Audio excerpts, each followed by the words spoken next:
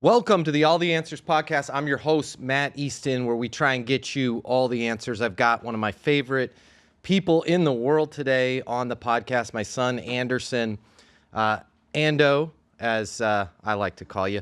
I wanted to have you on the show because I really like the way your brain works. I really like the way you think through stuff. I thought it'd be cool for us to get together.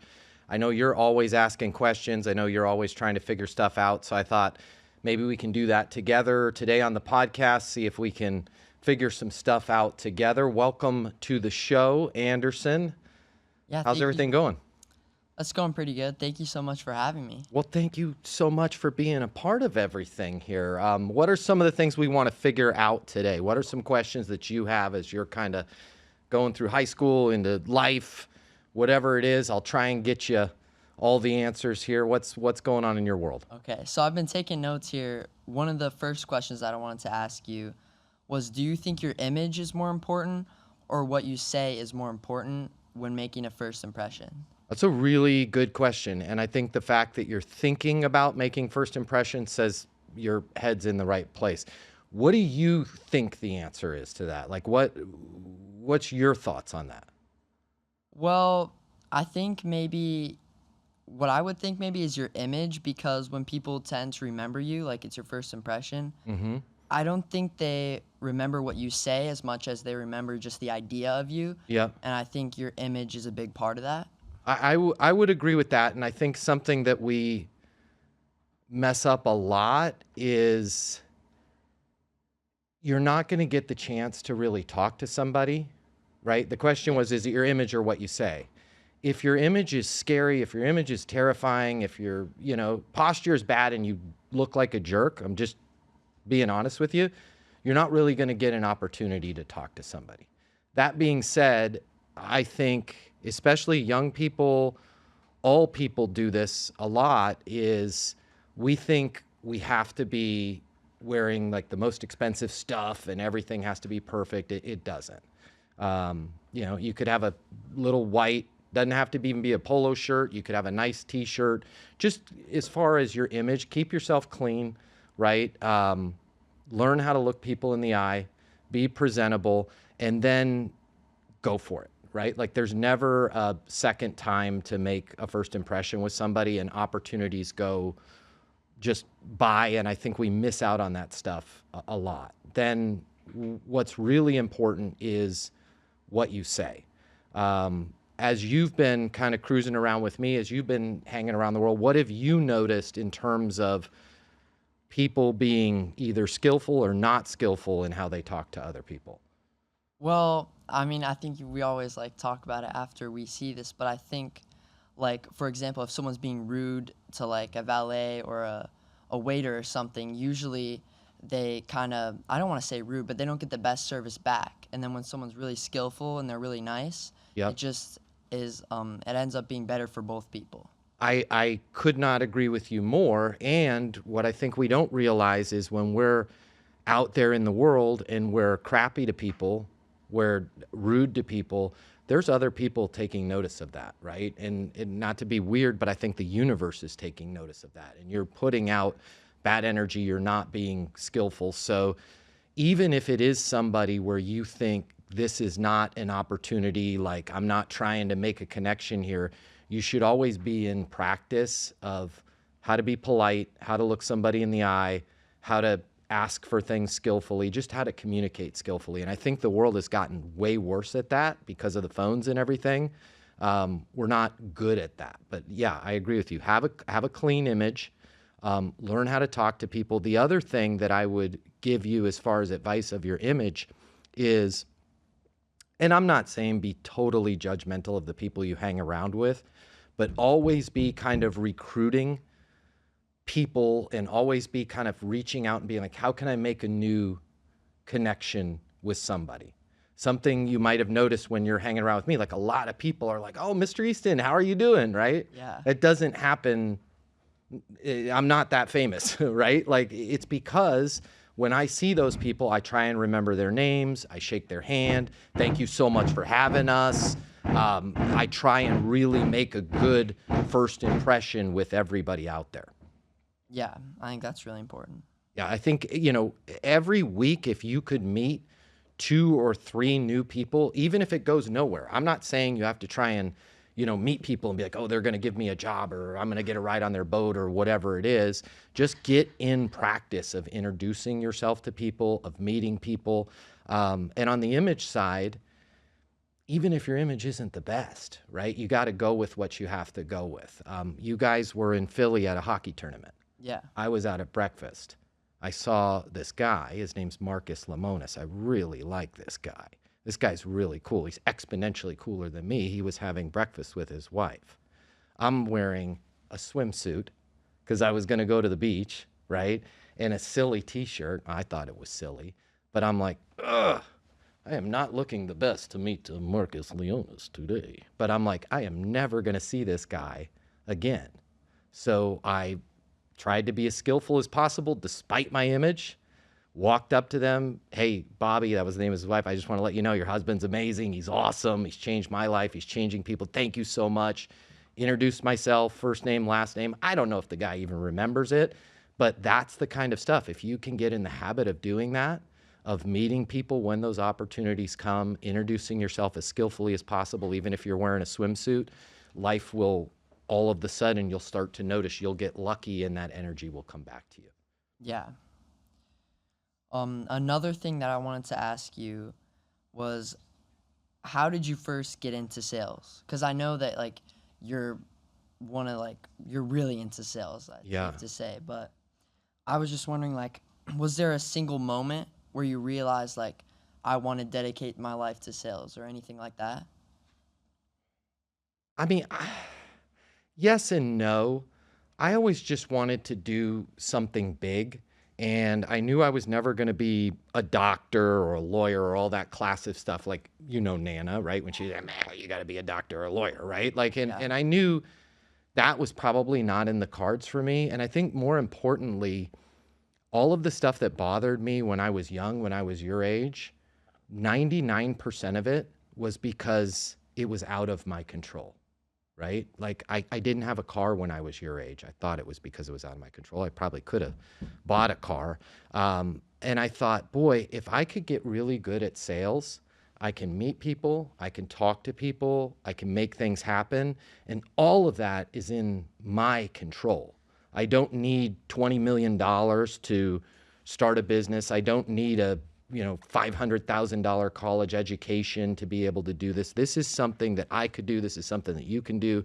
This is something that anybody could do, and you're 100% in control of it. And when I was your age, it was more just that being able to think and go, wow, something big might happen for me, and I don't need somebody else to make that happen. So I think that's what really got my attention with sales. That's what got me excited about it. Yeah, that's really interesting. Um, on that note, I was wondering if someone wanted to get into sales, if they wanted to start a career in sales, or even if they wanted to learn sales just for their daily life, like you just mentioned, how would they do so? Like what is the best way that they could get into sales? What do you think would be a good way to get into sales?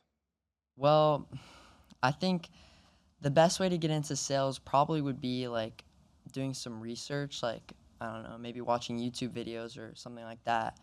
And then maybe asking people that are already in sales advice on like, do you have any advice for me, what I could do in a certain situation, and just stuff like that, I think maybe. 100%. And I think the answer to that too is even easier than you would think. If there was a cool company or something going on and somebody was your age, I think all they would have to do is go over there and say, I love what you guys are doing. Like, let's say there was some company here in town that was fixing up Lamborghinis or doing, modifications on exhausts. And you're like, man, I really love cars. Part of it is just like we had talked about, put a clean shirt on, right? Brush your teeth, comb your hair, and go down there and be like, hey, I really like what you guys are doing. I'm a huge fan of everything that's going on. My name's Anderson, or my name's Bob, or whatever your name is. Anything I can do to help you guys with the business, anything I can do to help get your name out there, just let me know. And I think a lot of times people, they love this idea of making a lot of money. If you put all of that aside and you're like, I just want to get in the game, even if I don't get paid, you'll find that a lot of people, maybe not all of them, but a lot of people will be like, sure, here, we're doing an event next Saturday. You want to help out. You want to do this, come on down. I mean, that's kind of how I started in sales before I ever worked an official sales job for a company.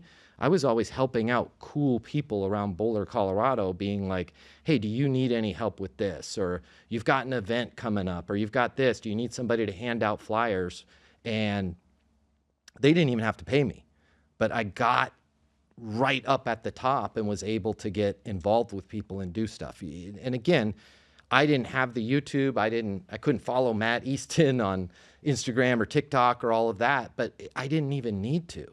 It was just a matter of having the confidence to say, hey, I want to get involved and I want to try something new. And I think even if somebody doesn't want to get into sales, that's just a good life skill to have. It's like, be positive, be excited, and try and help other people. Especially at your age, you have something so valuable that I have far less of it than you have, and that's time. And when you're younger, you have a ton of time. And if you just invest that time in helping other people, meeting other people, I think good things tend to happen. And I think if you're interested in sales, it will naturally gravitate that way, because at the root of all of it is just your ability to get attention, have a skillful conversation with somebody, and help them make their life better. Yeah. So you kind of got to be like almost outgoing and like just going up and 1,000%. meeting people, just like that guy you mentioned earlier at breakfast. And it probably will go nowhere, but I'm exponentially better off, because what's going to happen the next time somebody is like that? I was in a swimsuit and a silly shirt, right? And I still walked up to Marcus Lemonis and was like, hi, my name's Matt Easton. I just wanted to let you know you are freaking awesome. You are amazing. Now I'm and I've probably done that hundreds of times in my life, but every time I do it, it becomes more natural and easier. And that is the key to success, is just being able to meet people and have a genuinely positive attitude.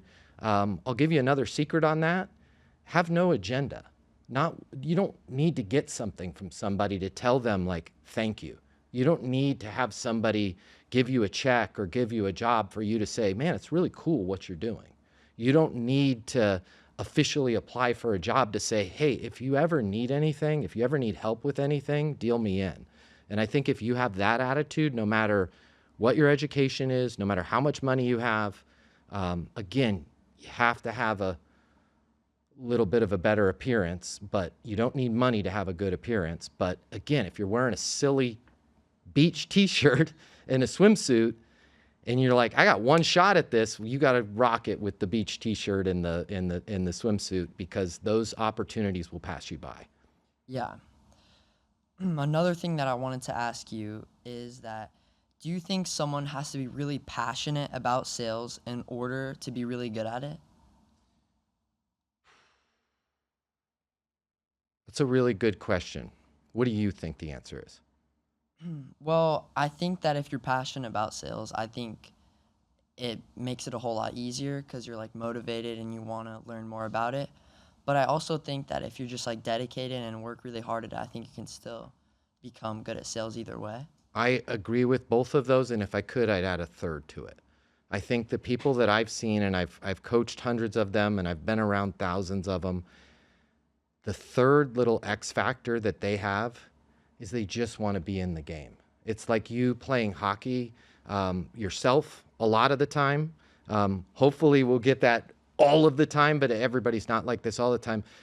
You've been on the ice sometimes where you're like, I don't care. I just want the puck. I just want to play. I just want to. And that, I think, is the biggest thing of all. If you're laying in bed at night going, well, what if? Like, what if this worked out? And you're constantly having these fantasies of like, what if I did figure this out? Like, I remember thinking about making the first time before I had made $100,000 a year, I was like, man, my life is going to change so much if I make $100,000 a year. It didn't. I don't want to depress you. It was a lot less money than I thought. But up until I made that money, it was almost as good as making that, just being like, I'm in the game. I got a shot. Something good could happen for me tomorrow. So when you have that attitude, you're less likely to feel like things aren't happening fast enough, or I got cheated, or I should have got that promotion, or I should have got that job. It's like, man, I'm just in the game. I'm trying. And that's kind of something cool about life that nobody talks about is like, if we were in Las Vegas and we were gambling, you have a limited amount of money that you can gamble. And when you're out of money, right, you can call the credit card company. Don't do that. Don't get into gambling. You can call the credit card company and they'll loan you some money, but eventually the money's going to run out. In your life and in sales or whatever career you have, you can always go back and get more money. You can always go back and get more chips, right? You can introduce yourself to a Marcus Lemonis or whoever it is, right? And they might never remember you. Who cares? The next person will come around. So as long as you have an attitude of like, I'm in the game, I can do this, that's what makes it fun. And then when you start getting good and like, to use the hockey reference, then when you start scoring goals, it becomes a lot more fun. But if you just love being on the ice and playing the game, that's where I think all the big rewards are. And I think that's what's really important is, I mean, that's how we feed ourselves at our family is people get sales coaching. So yeah, get some sales coaching. But even if you're not going to get sales coaching, have that attitude of like, I can do this. What's the worst that's going to happen, right? I'm going to introduce myself to somebody. I'm going to go call a company. What's the worst that can happen? So I think if everybody had a little bit of that attitude, I think their life would go better. But even if it didn't, they're going to have a lot more fun and be a lot more excited about the morning every morning they wake up. Yeah, so you almost got to be like hungry for the success instead of just being content and like just coasting through your job or whatever. Yes, and hungry is good, but I think there's a lot of people out there like, you got to be hungry, you got to be hungry. Well, if you're hungry all the time, eventually you're starving and your stomach's growling and you're like, I'm freaking starving, and you get frustrated. But if you're just excited, like, I'm in the game, like I'm the star of my own movie, and any second now, some other character is going to walk in and something big's going to happen. Is it going to be today? I don't know. And if you're, I think hungry is great, but excited beats hungry every day of the week, right? Because if you're hungry, eventually you got to eat. If you're excited, it's always that next day, that next phone call in your swim trunks with a stupid ass shirt on. Well, I thought it was a cool shirt for the beach, but I'm like, man, here's the moment, right? Like I got to go walk up and introduce myself to this person. And that's what makes life fun. You know, that's the stuff that you remember. You're like, dude, I took a shot, right? Like I introduced myself to that person. That person hopefully knows I exist now. Yeah. If someone's like, let's just say they're going to meet someone important or like they have a big meeting or something like that, and they're like feeling a lot of pressure. Is there anything, because you probably have been in that same situation. Yep. Is there anything that they can do to like kind of relieve that pressure and just like kind of relax and kind of 100%, right? And that is, first of all, it's going to be okay. Remind yourself, like there's probably some people out there, hi, if you want to be a Navy SEAL, awesome. I appreciate your service to our country, but we're not Navy SEALs. Like when it goes bad for them, they're getting shot at. Like hopefully the meeting that you're having, nobody's going to shoot at you.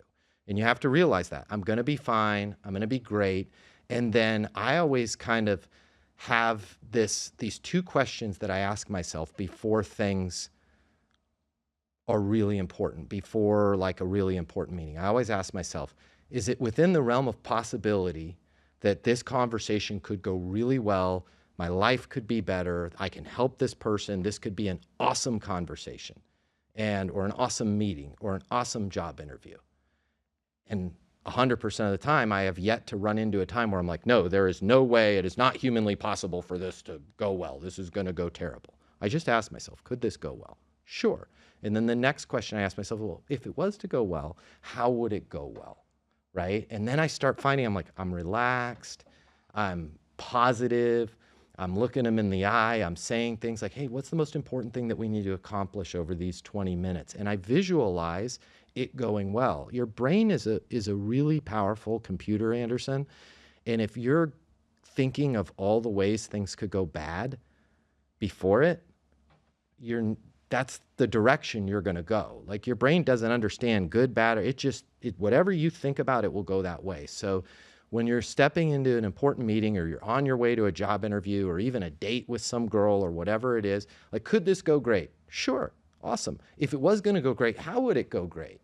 right? And then your brain starts to go, okay, well, I'm relaxed, I'm cool, I'm confident, I'm interested in what she's got going on in her world, I'm opening the door for her. And like all of the answers start to manifest themselves. Are you going to be perfect on that date or in that interview? No. But at least you're thinking in the realm of like how it would go well before it starts. It's a Yeah. good question because that's something everybody struggles with. At least I can't speak for everybody, but I think everybody at the highest level, even probably before a game or an interview or a date or whatever, they're probably thinking the same thing you are and I am, and probably most everybody else is like, oh God, what if this goes bad? Yeah, I think the really successful people like kind of do what you're doing and like kind of find a way to like seize the moment almost and just like 100%. relax in the situation and make the most of it. 100%. They're just thinking more about what if it goes well? Yeah. What would it take if it goes well? And they're calm and they're like, wow, that would be good. And they're visualizing. Like if you watch Olympic athletes before they go skiing, there's heads moving around. It's like they're visualizing themselves on that course. They're not visualizing themselves crashing. They're visualizing themselves setting some world record, right? And are they going to set the world record? I don't know. But if they visualize themselves crashing, they're going to wipe out. Yeah. Yeah, I feel like if you visualize yourself winning, it's almost easier to go out and win because you've already done it in your head. 100%. 100%. Another thing I wanted to ask you was like what made you start Easton University? Like was it just to make money or was it something like you noticed that salespeople were frankly like not doing a good job or like what was kind of the thing that made you want to start it? Yeah, and I would say that's probably one of my biggest regrets for myself personally and for your mom, your sister, for you. Um, it took a lot of prodding. People like, Yeah. Kim calling me because Kim used to work for me. And Really? Kim, oh yeah, well, that's how I met Kim. I hired her. I was a VP of sales at a company. I hired Kim. Kim would call me all the time and be like, you're the best salesperson ever. You're the best sales coach ever. You've got to do this. And I kept saying, it's not for me. But deep down, I was like, I would love to do that. And it was almost, and I wish I could go back and have done it sooner. It was almost like I loved it so much that I thought, gosh, if I did that, that's not really work, right? Like I should be suffering and working for all these companies and because that's real work. And I never really took the time to take that leap. So that's why I held up. Like I started other sales coaching companies before I started Easton University that, the multifamily, well, that was SEO, but Leasing University, which is still awesome. I love Leasing University. It's great. But my true passion was true sales. I waited till the very end to jump into the thing I was most passionate about. And I think it's just because I was like, I would do it for free. And so I steered clear of it. And I think that's something, if I could impart some wisdom on you, like if you are passionate about something, just go for it. I'm not saying drop everything else that you're doing. And I'm not saying be like, I'm never going to work another job or I'm not going to work something I hate, but still carve out time to do the thing that you want to do. And that's when I started Easton University, I was never like, I want to make tens of millions of dollars every year. I was like, I really love this. And I just want to help one or two people. And when I did start it, I'll be honest, I've never told anybody this. When I first got in front of that camera, and you know who I was talking to? Who? Myself. I was like, nobody ever talks about this stuff. Nobody ever talks about what to say on a follow-up call. Like, and by the way, I got even better at sales when I started doing that because I just was doing it for the love of like, not only helping myself, but helping other people. And I'll be honest, I did not care for the first couple years where Easton University went because I was doing what I loved. Yeah. Yeah, did you think that Easton University would kind of like turn into what it has turned into today? When I started doing it, what did you think? I've never asked you this. What did you think? Well, I was like, how old was I? I was like maybe 11 or something like that. Yeah, I'd say probably To 11. be honest, I don't really know. I don't really remember much, but um, What did you I never see really from thought the about outside? What did that. it look like to you when I was starting that? To me, well, I know that you worked on it for like a good amount of months, right? Yeah. You were working on it for a long time. I remember that, and I don't know, I just saw, and you were really happy like once you got it done and you launched it. I don't know. Yeah, that's all I can remember, honestly. I think for me, and I've started maybe like 6 businesses over my life, and maybe this is bad advice. Maybe this is not the way to do it. But every business I've ever started, I have allowed myself to fantasize about what if it does really well, but I've never started I've never started a business with the end in mind of like, I'm going to make $10 million or $30 million or $300 million. I was like, I just want to make one video that maybe helps somebody. And then the next day I'm like, I want to make another video that really helps somebody. And every person that I've been around and I've had coffee with a lot of people that are like, I'm going to make $100 million at this thing. And I'm sure here at the studios, they have people that come in and do podcasts. And I'm sure they're going to be great and they're going to make $1 billion. But there are probably people that walk into the studio that is like, I'm going to make the best damn podcast in the world.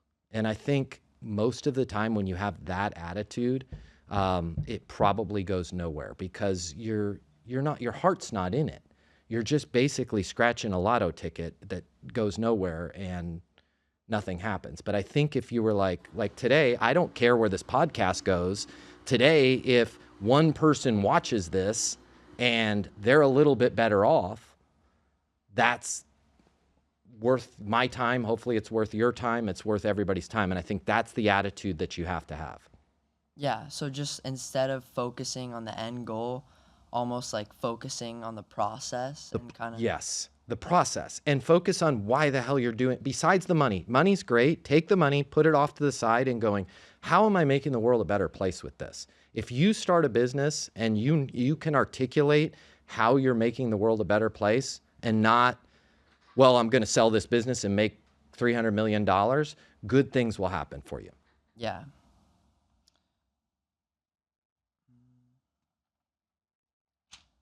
Looks like I ran out of questions here. Let's see. What else do you want to know? Anything?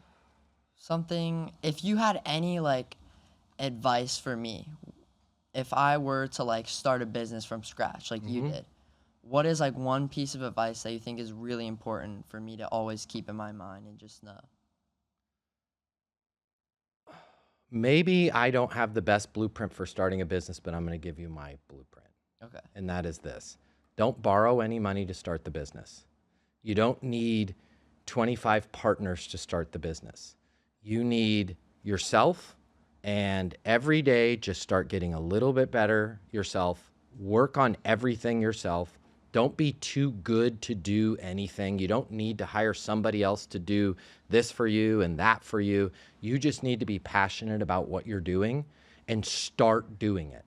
Most people are like, I'm going to start a business when I get a loan, or I'm going to start a business when I get investors, or I'm going to start a business when somebody believes in me.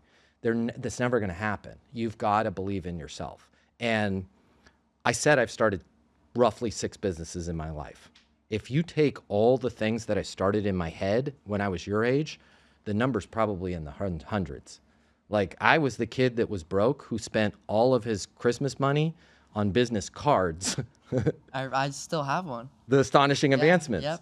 I didn't even know what the hell that business was, but it was a cool bit. What did the card look like? It was actually a really cool card. It had Thank a little you. like monkey guy almost, and he evolved slowly into a human. Yeah. It said Astonishing Advancements on it. Right. I was like your age, and I'm like, I'm going to make a company and I'm going to help people. I didn't even know what I was going to do, but I was in business, right? And so none of that was to make a gajillion dollars. It was just, man, in my head, I'm 100% in control of this.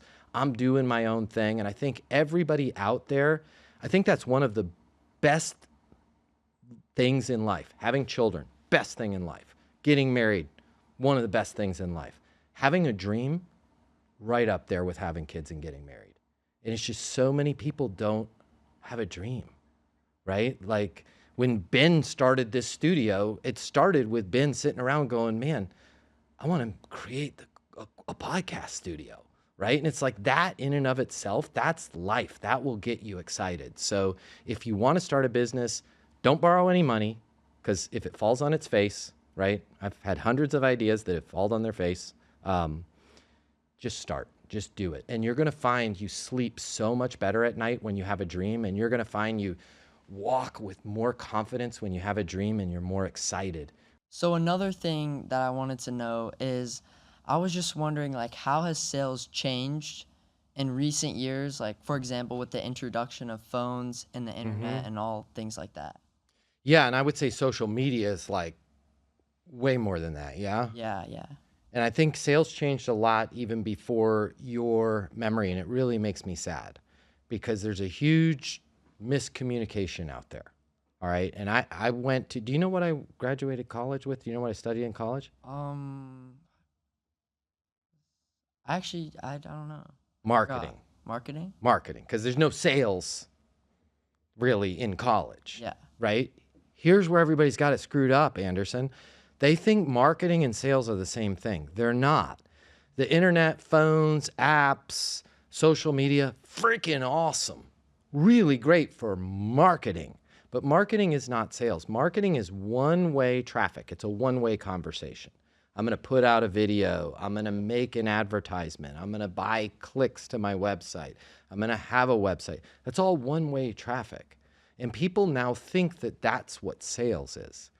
Sales has nothing to do with marketing. Marketing helps sales, but sales is a two-way dialogue. So where apps, phones, websites, social media has made marketing's life easier, it's made sales almost non-existent because people now think that they work in sales and they think that if they just send somebody a clever email from HubSpot and some template that they wrote or come up with some quick witty line that all of a sudden the deal's going to happen and sales are going to be made. Sales is about learning how to get somebody's attention, having a skillful conversation with them. When they say things like, man, I'm having trouble with this or that in my business. When you say you're having trouble, can you give me a specific example?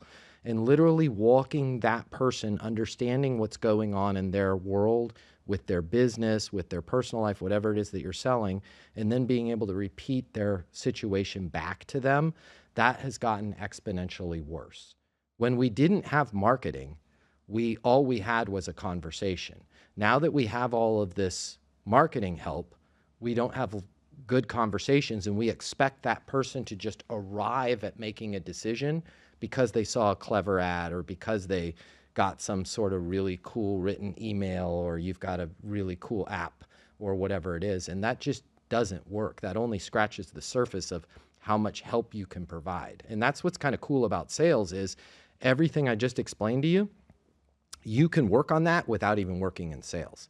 You can work on looking people in the eye. You can work in being like asking skillful questions. You can work at being respectful to people. You can work at good communication. And that's the stuff that no matter where technology goes, those people will always be separated. Those people will always be asked, even if it's not a sales job, those are the future leaders of companies. Those are the future of whatever it is that you're involved in. It's the people that are excited, take interest, and have the ability to communicate.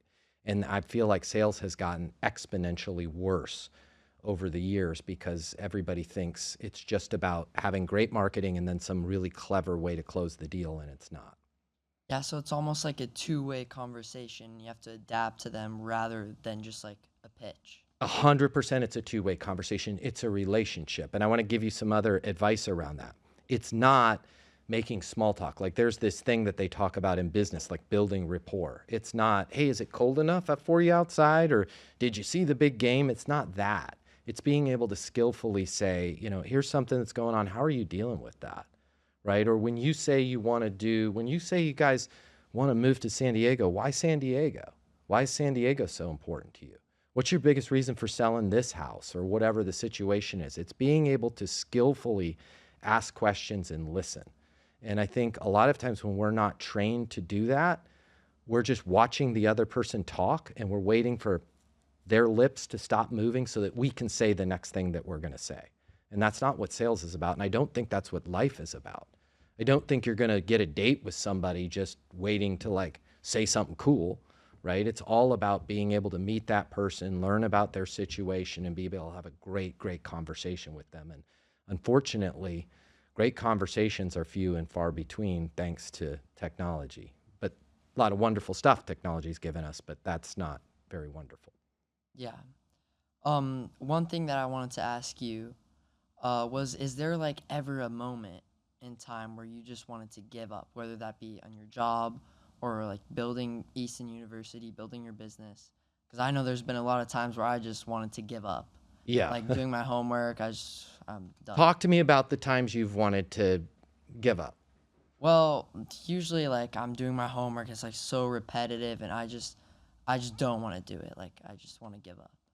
I get it. And I don't want to make the school system sound bad, but that's always been like that. And that maybe put school off in its own box. You just got to Yeah. do it. There's not a lot of fun at the end of that. Have you ever not wanted to go to hockey practice? A lot, actually, yeah. Have you ever come home from hockey practice happier than when you went to hockey practice? Yeah, I'm like more, even if I don't want to go at the first place, I'm always like more fulfilled Why do you once think I that actually is? do it. Cause like I think maybe because I actually did something instead of like sitting on my phone or sitting on my computer or whatever. I actually went out and did something productive and good. Yeah. Isn't that weird how your brain tricks you? Yeah. Like your brain is like, I don't want to do this.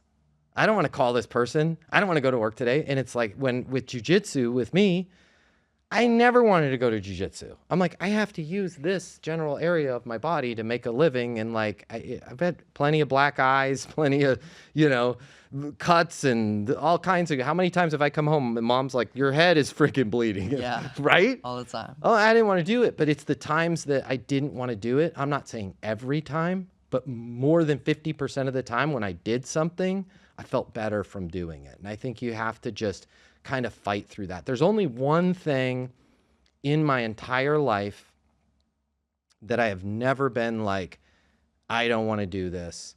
I don't want to, it just sucks. I want to quit. I'm going to give you, I'm wondering if you can guess what that is. There's only one thing I've never wanted to quit. I don't know. That's actually really hard.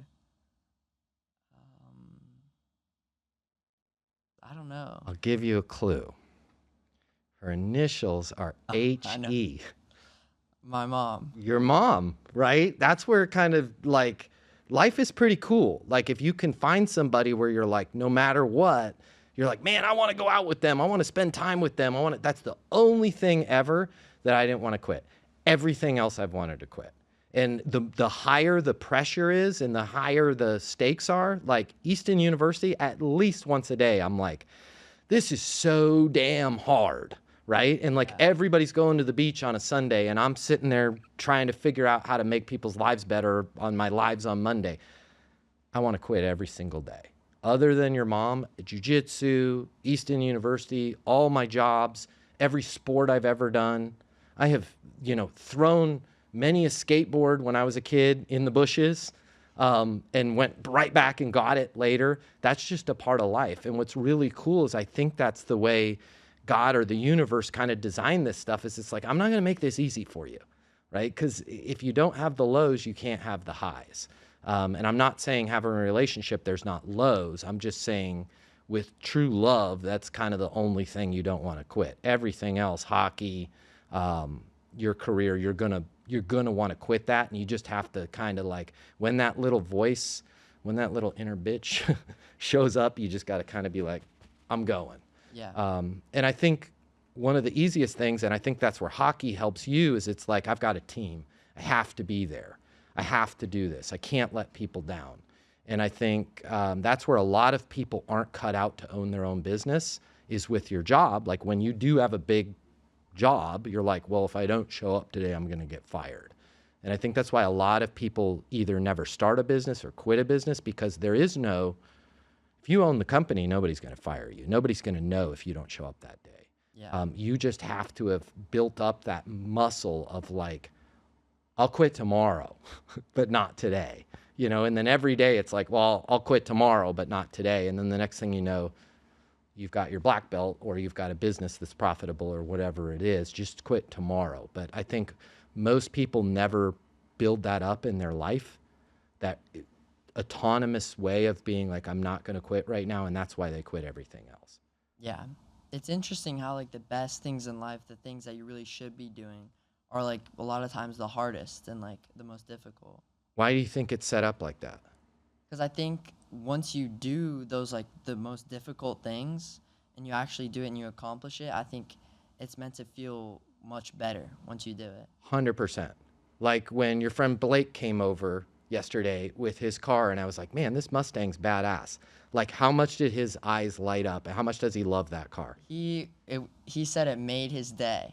Yeah. He loved that car so much. And how much work, time, energy, and effort has Blake put into that Mustang? He put a lot of time, right? A lot of effort, yeah. And if somebody just gave him that car and was like, here you go, it's all done. No, you don't need to do any modifications. You don't need to do anything. I don't think he would like it as much.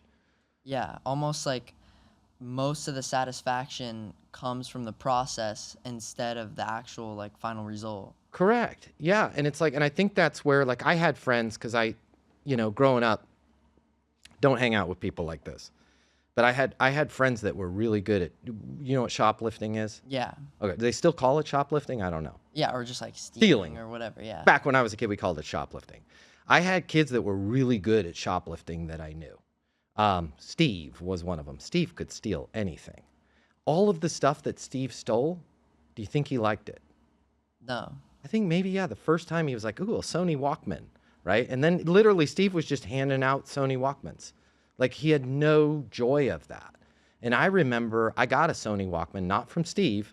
He probably could have given me a great deal on one, but I worked my ass off to get a Sony freaking Walkman, actual Sony, right? Not a fake Sony Walkman, not a Sanyo, an actual Sony Walkman. And man, I love that thing. I took care of it. First pair of Air Jordans that I bought. I sat there every night polishing them, and it's like the accomplishment of doing it. That's where all the joy in life, I think, comes from, is doing hard stuff. And I think where we become really depressed is when we're not doing hard stuff. And that's what's cool about having a dream, is if you're like, well, at least I'm doing it. You don't have to play in the NHL to be like, hey, you know what, dude, I love hockey. It sucks. I got my shoulder separated. It's really hard. You probably don't care about stinking after practice.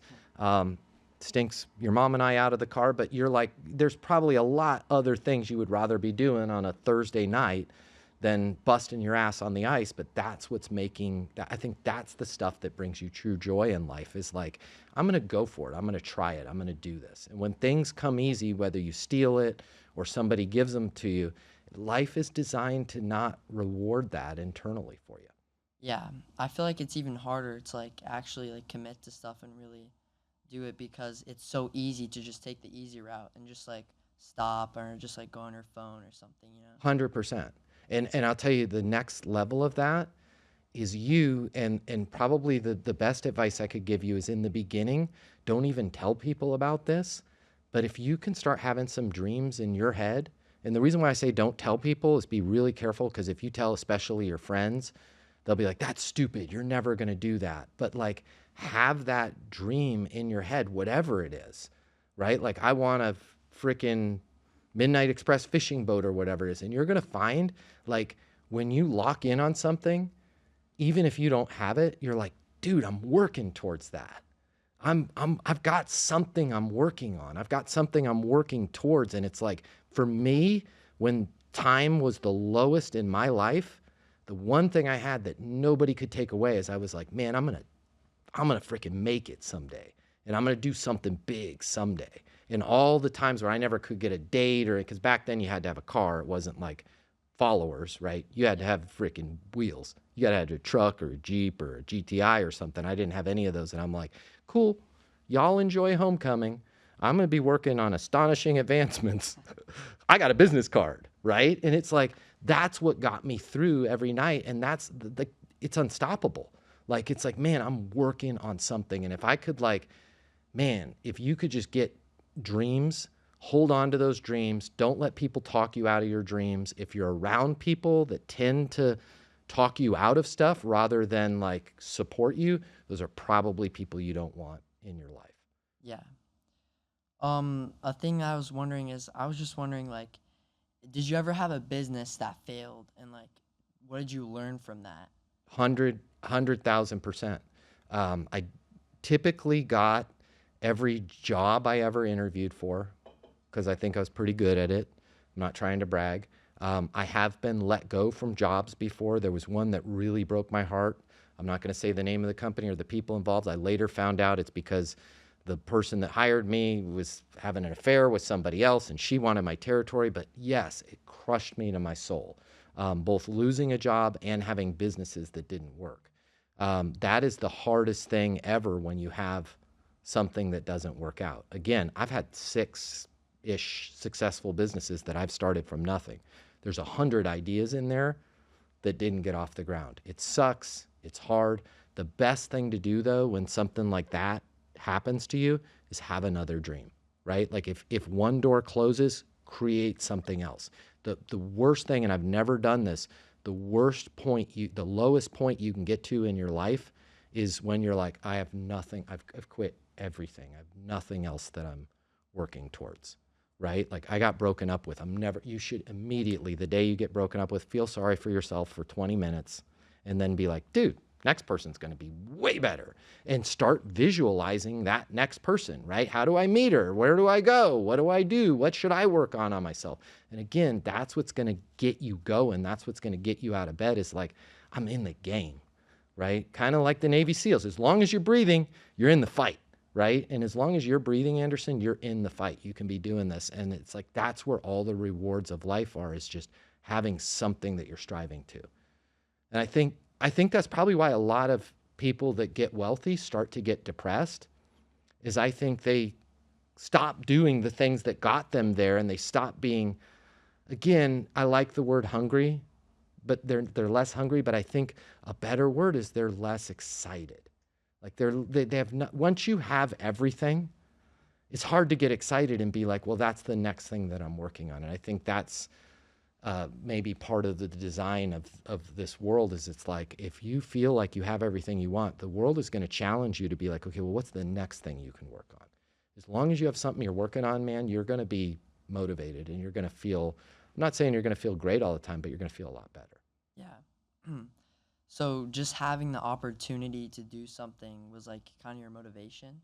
1000%. And maybe it sounds weird, but I always thought of myself like a movie, and I'm like, dude, I'm in a movie, okay? Every movie, right? It's really crappy.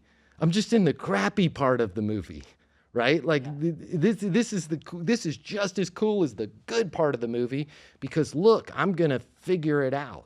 And if there's one thing I could go back and change, and it sucks, life sucks because you figure all this stuff out when you're 53 years old and you wish you could figure it out earlier, is like, how many opportunities did I miss because I was like, I'm not good enough, I'm not great enough. Man, deep down, I've never told anybody this, like the kids playing football when I was in high school, I was like, dude, they are the coolest kids ever. I was really good at skateboarding, and I was really good at snowboarding. Nobody thought skateboarders and snowboarders were cool in 1990. Why the hell didn't I at least go out for the football team? What's the worst that would have happened? Like you play team sports. If some kid showed up to hockey and sucked, would you guys make fun of him? No, we would kind of like try to help him, I guess. Right. And if you're going to make fun of him, you probably do it behind his back, but not, yeah. Like there's nothing bad is going to, have you guys ever beat up any kid that wanted to get involved in hockey? No. Right. So it's like, think about, and it's easy for you to think that way because you're good at hockey and you've done hockey. What are all the other things that are holding you back that you want to do, but you're like, well, I'm not good enough or I'm not great enough? The exact same energy that you would put towards somebody that was like, dude, I love this sport. I want to get good at this sport. I'd love to I don't even have to skate during games. I just want to be, that's the secret to life. Like if there's something going on or somebody's doing something or you want to get great at something, let's say it was music, right? And you didn't know how to play the guitar. Go up to 5 people that are really good at playing the guitar and be like, dude, that is awesome. You are amazing. Like I would love to just be able to play.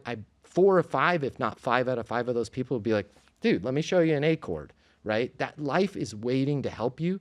It's just, we quit before we even try.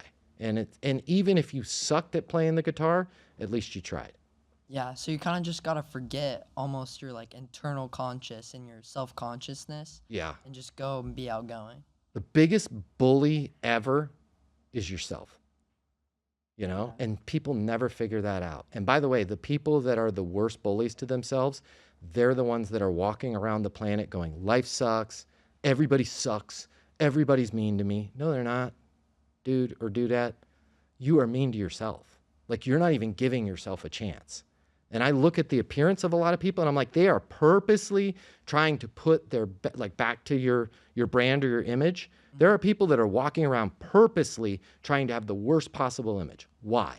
It's probably because deep down, and they don't even notice it, they're like, if I had a good image and I had a smile on my face, well, then opportunity might start. And if opportunity starts, well, I'm going to fail. So you know what I'd rather do is just put myself in this box and stay clear of anything happening, because then it's really easy for me to go, the life is unfair, the world's unfair, everybody sucks, it's rigged, the system's rigged, it's rigged, right? I'm never going to get ahead. And it's like, no, dude, it's because you never tried and you never put your best foot forward. Yeah. So like the key to success is almost yourself. 100%. Have a dream, go for it. And here's the thing. What if you lived 100, because I hope you live 125 years. What if you lived 125 years and never made it big in everything, but you tried everything? I think people would remember you and they would be like, man, that Anderson's a badass dude. I remember when he was doing windsurfing, and then he started that freaking donut taco fusion place, and then he was always helping. Like, those are the people, and it's impossible to have a great attitude and try a bunch of stuff and not end up with some sort of success. The same way there's been kids that you played hockey with where in the beginning I'm like, oh boy. You know, I looked at them in the stands and I'm like, what the hell? This kid, by the end of the season, they're freaking badass and they're skating because they're like, I want to do this and I want to try. That's everything in life. Just be the person that's not afraid to fail and just try it. And good things will happen for you. Yeah. Excuse me. No worries. Like with me, like I've got to admit, I was not at all the best hockey player. Like you kind of had to pay me to touch the puck almost. Yeah. And I just kind of like, I don't really know what happened. I just got this motivation, like, why don't I make the best of this? Like, I'm here, you know, why don't I go and try? And I just did it, and it just, like, it got better. It became easier for me. Yeah, and I don't want to be negative to you, okay? But I'm going to be real with you in a second. Once that clicked, is there any part of you that wishes you could roll that tape back to when you were playing at 6 years old, 7 years old, 9 years old? If you could talk to yourself at 9 years old when you were afraid to touch the puck, what would you say to yourself? I would say just do it. Like, it's not that bad. Because it's almost like I just lost all those years of playing because I didn't try, and it just went to What waste. would have happened if you did? I feel like I would anybody know the difference? And this is where it was frustrating for me to watch, because I'm like, these kids are all just figuring it out as they go along. Would you feel any less of yourself if at 6 years old you started forward and just shooting the puck all the time, even if you sucked at it? I would feel good that I tried, you know? Correct. And I think a part of why I didn't do that is because I was afraid to fail. So I just never tried in the first place. And why do you think you were afraid to fail? Like, if you had to unpack the root of why you think you're afraid to fail. Because I'm probably just because I was afraid of, like, what people would think of me, like what my coaches would say, what the parents would say. Isn't that weird? Me too. Not necessarily you not scoring the goal, but what would people say? Yeah. What would people think? Yeah. Okay, now you're younger, right? You're older, you're mature, you're driving a freaking car. It's awesome. But remember this conversation that we just had, because there's going to be some girl that you want to talk to. Why aren't you going to talk to her? Because you're afraid to try. Yeah, and you're afraid to fail. What if it will happen? Once you get to the point where you're like, good, at least I tried. Yeah. Right? That's the secret to life. Like, at least I tried. Like, I would have never started Easton University if I was like, well, there's no way I can compete with these other multi-million dollar sales coaching companies. But I'm like, I gave up giving a crap a long time ago, right? And once you can give up giving a crap what other people think and be like, I like this, I'm interested in this, I want to do this, and you're a little bit selfish, and you start walking up to people and are like, man, and again, don't be selfish. Don't have an agenda. Like, don't go to a hockey team and be like, I better get ice time. Like, I just want to be a part of it, right? If you see somebody you like, man, I just want to let you know I wanted to meet you.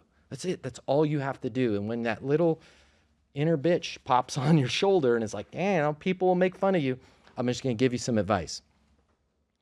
Nobody even is paying enough attention to you to make fun of you. Yeah. You know what I mean? They don't care. Yeah. Everybody's so caught up in their own little world. Just do your thing. Yeah. To your point, like if I did go take the puck up or like deke some guy and shoot it, even if I missed or they took the puck from me and I failed, like they don't care. You're going to remember it way longer than they are. Yeah. They probably didn't even see it. Yeah. They forget it like 2 minutes after it happened. 100,000%. Like I remember when I was not the best at jiu-jitsu. Okay. I eventually got my black belt. I remember when I got my blue belt, I felt horrible about getting my blue belt. And I went and talked to Elliot Marshall and I was like, dude, I don't think I'm good enough to get my blue belt. I'm getting submitted all the time. He was like, it's time for you to get your blue belt. You're good enough to get your blue belt. I didn't even notice. And it's like, that's life right there. Like life, it does not notice your failures as much as you do. Like go out there, try and do something, try new things. And at least when your time is up, at least you lived life, you know, at least you faced your fears and you went for it. Like with jiu-jitsu, I drove to that stupid parking lot 8 times and chickened out and got in my car and drove home. Totally. I was like, dude, this is scary. It's so sweaty in here. The windows are fogged up. I'm like, this is not for me. But then I was like, dude, if I don't do this now, I'm never going to do this. And then that's just going to be a cancer in my life. And I'm not going to do it. Just try. Remember this for the rest of your life. Remember. And by the way, you were awesome at hockey when you were 9 years old. But I wouldn't say that, but at least you were 90% of the way there. You showed up, you tied your skates on, you got on the ice, and you did your best. yeah. Right? But remember that other 10% of like, what if I went for it? Because the success happens in the little margins in life. Like, and by success, I don't mean just money. I mean meeting the person of your dreams. I mean having a wonderful life. I mean being proud of yourself happens in that other 10%. It's I'm just going to go for it. And I feel like, and you're figuring it out now, and I want you to lean into that. It's that extra 10% that you're like, man, I went for it. You know, like your mom intimidated the crap out of me when I first saw her. I went for it. I screwed up bad. She didn't want to have anything to do with me for 1.5 years, but I kept coming back for more, right? And she kept, beat it, nerd, you know. Eventually it worked out for me, but even if it didn't, I would still be a better human because I didn't let the moment be too big for me, right? I wasn't like, man, this person's way too pretty for me, or I'm not wearing the right enough clothes, or this isn't the right time. I at least went for it when the opportunity arose. And in life, I'm going to use a hockey metaphor, just shoot the damn puck. You know what I mean? Like, go for it. Like, trust in yourself, be as great as you can, but that's really winning, is being the person that went for it, that took opportunities, that had a dream and went for it. Yeah. Yeah, like how did you feel after you went to the jiu-jitsu for the first time? Dude, I felt stupid doing it. I really did. I was like, I suck. I was sore for 4 days. Highest possible high I could ever have. Because I was like, holy cow, I didn't die. Yeah. Right? And then for me personally with jiu-jitsu, and there's other people that are maybe more gifted at fighting and grappling.